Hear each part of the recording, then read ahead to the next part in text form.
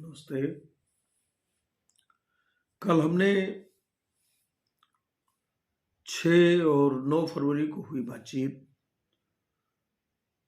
विधानसभा सत्र के दौरान सत्ता और विपक्ष के वक्तव्यों के कुछ अंश और भविष्य की कुछ संभावनाओं पर बातचीत की थी। 9 फरवरी को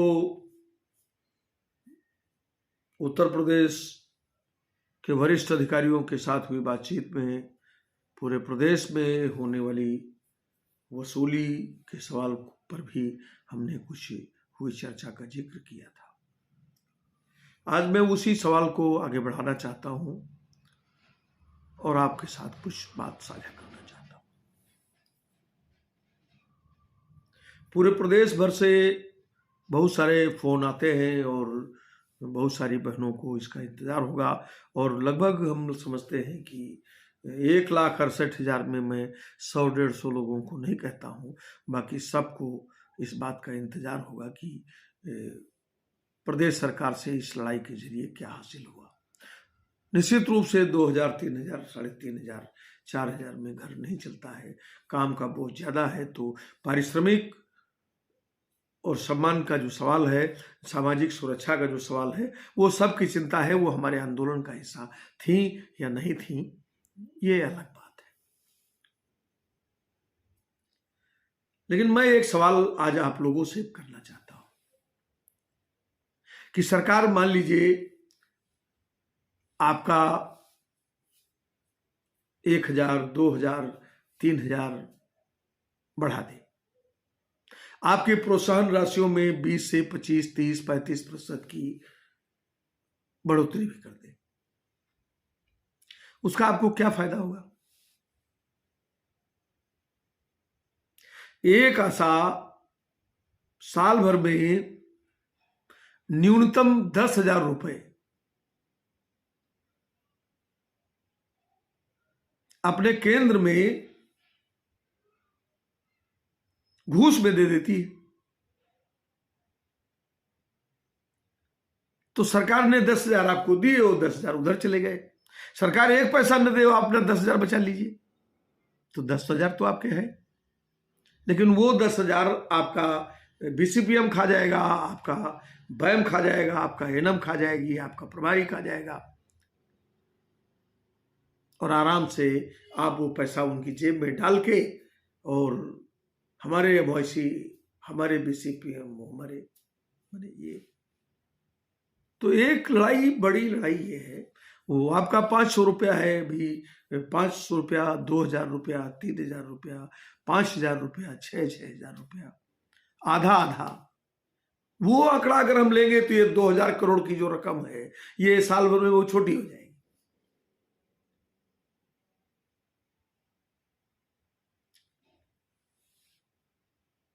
तो एक तो ये इस सवाल पर मैं आपके साथ बात करना चाहता हूं। एक दूसरे सवाल पर भी मैं बात करना चाहता हूं कि सिलेक्टेड लोग हैं जिनके खाते में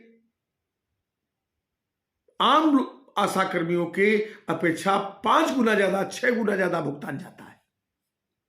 मैं जो कहता हूं बेनामी खातों में हस्तांतरण होता है।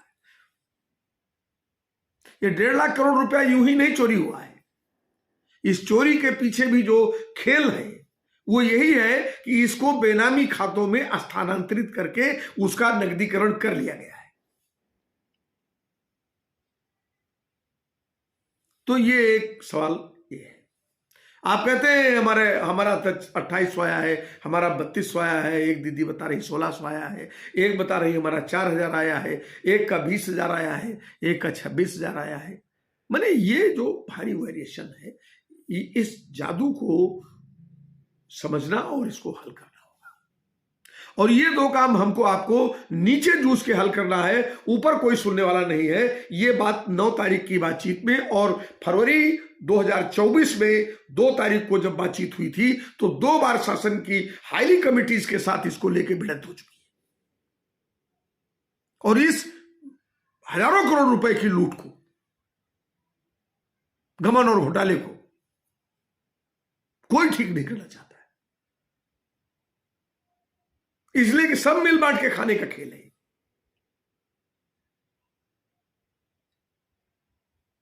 तो इसलिए संगठन क्यों नहीं चाहिए उनको, संगठन के बनने से उनको क्या खतरे हैं, और संगठन आपको क्यों चाहिए, ये बात, यही इसका मूल छुपा हुआ है। कि सालाना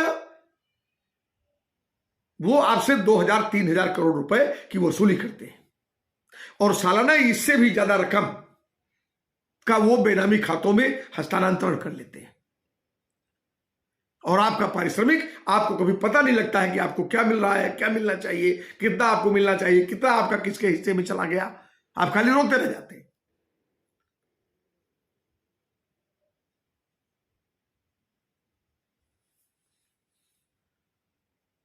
₹1090 करोड़ ये एक तरह से हजम कर गए थे।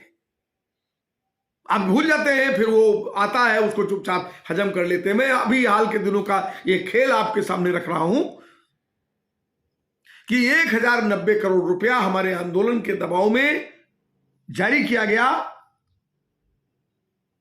और उस 1090 करोड़ रुपए के संबंध में एक चिट्ठी लिखी गई, और वो उस चिट्ठी में कहा गया कि इस पैसे का भुगतान करके 1 सप्ताह के भीतर शपथ पत्र के साथ सरकार को सुनिश्चित किया जाए कि भुगतान हो गया। उसके 20 दिन बाद फिर एक चिट्ठी जारी हुई। मैंने शपथ पत्र के साथ चिट्ठी देना था, एफिडेविट मांगा गया अधिकारियों से, एफिडेविट मांगा गया प्रभारी से, एफिडेविट मांगा गया सीओ से, एफिडेविट मांगा गया आईडी से, एफिडेविट मांगा गया एसीएमओ से, एफिडेविट मांगा गया जिला स्वास्थ्य समिति के चेयरमैन से। क्या आप शपथ पूर्वक बताइए, कसम खा के बताइए लिखा पढ़ी में कि ये भुगतान कर दिया। 8 दिन में भुगतान नहीं हुआ। फिर एक चिट्ठी जारी हुई कि 20 तारीख तक उस भुगतान को करके वो उसको और सूचना दीजिए आप। 20 फरवरी ये पैसा जारी कब हुआ था? ये पैसा जारी हुआ था 8वें महीने में, अगस्त 2025 में जारी हुआ। ये आ गया और इस पैसे को दबाए बैठे थे कि इसको किसी तरह से खा लेना है।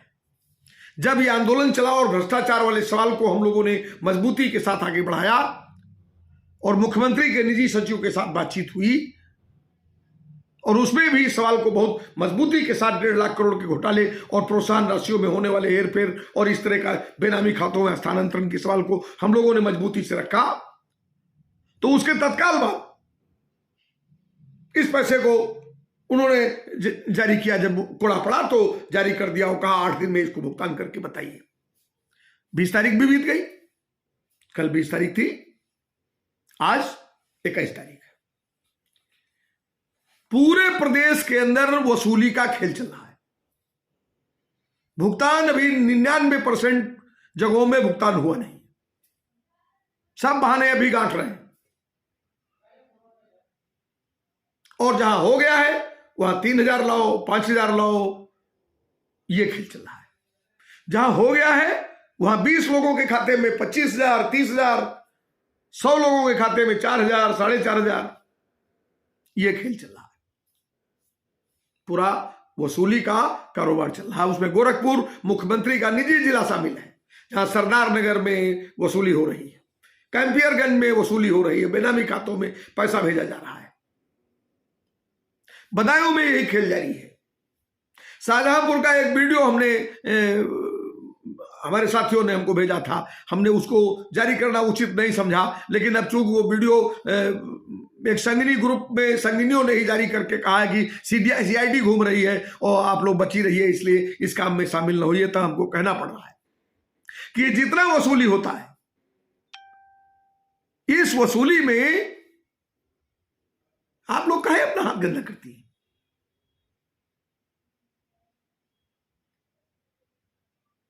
हमने एक बहुत बेहद अपमानजनक स्थिति में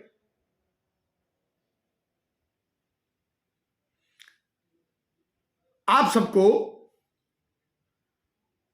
खड़े होकर के मुकाबला करने के लिए एक मंच उपलब्ध कराया कि सम्मान के साथ इस पर खड़े होकर के अपनी बात को आगे ले जाइए। उत्तर प्रदेश आशा वर्कर्स यूनियन सरकार के सामने आपके सवाल को लेकर लड़ रही है, जूझ रही है कि 24 दिन नहीं 30 दिन और यात्रा भत्ता। वो कह रहे हैं 24 दिन जो देते हैं ये विजिट माने यात्रा भत्ता ही तो है।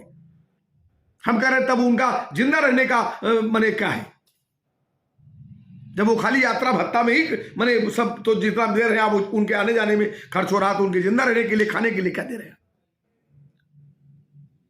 एक तरफ आपके सम्मान का सवाल, आपके मानदेय का सवाल, या आपके न्यूनतम वेतन का सवाल, आपकी प्रोत्साहन राशि का सवाल, इसको लेके सरकार से आशा वर्कर्स यूनियन जूझ रही है। और दूसरी तरफ आप सरकार की उस लुटेरी मशीनरी का हिस्सा बनी हुई। हमको इस बात का कोई अफसोस नहीं है कि पूरे प्रदेश में अब 19,000 है, 19,000 में 18,900 लोग हमारे आंदोलन के खिलाफ थे। हमारे आंदोलन का क्या है? कोई आंदोलन हमारा है क्या? आंदोलन आपका है। आप खुद कुल्हाड़ी लेकर के अगर अपना पैर काट रहे हैं, अपना घर उजाड़ रहे हैं फावड़ा लेकर के, तो हमको उससे क्या दिक्कत है? हमारा तो काम है आपको बताना।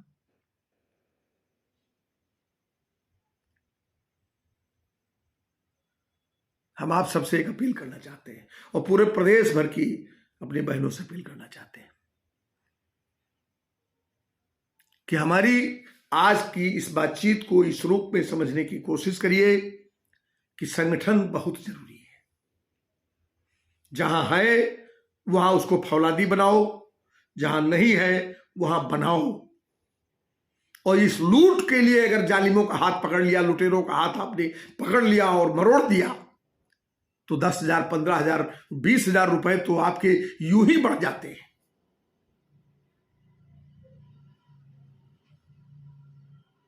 इसलिए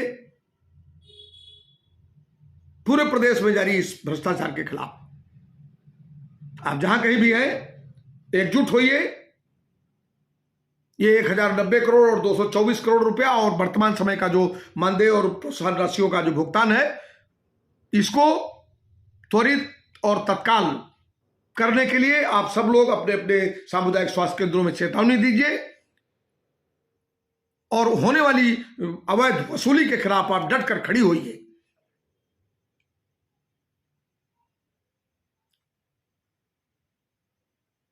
इसलिए कि समय कम है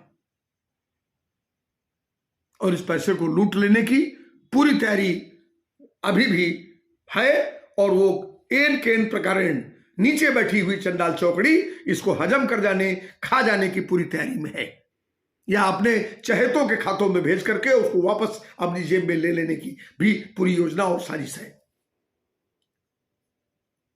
तो ये एक गंभीर सवाल है और इस गंभीर सवाल का मुकाबला हमें करना है और मुकाबला करने के लिए आप सब लोगों को कल से ही इस पर अपनी योजना लेनी होगी। आगे की बात आप लोग अपने निचले स्तर पर करिए, फिर हम आपसे करेंगे। धन्यवाद। इंकलाब जिंदाबाद।